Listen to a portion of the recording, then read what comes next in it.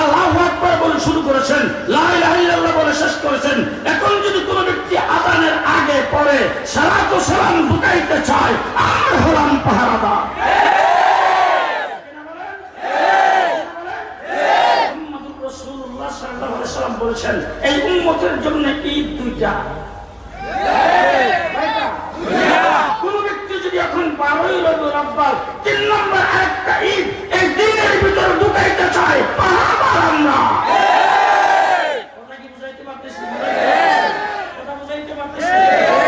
আমি পরিষ্কার ভাষায় বলি, পুলিশ বাহিনী, আর্মি, মিডিয়া, অন্তর্বর্তীকালীন সরকার, সরকারের উপদেষ্টা যারা যেখানে আছেন, সচিব বলেন,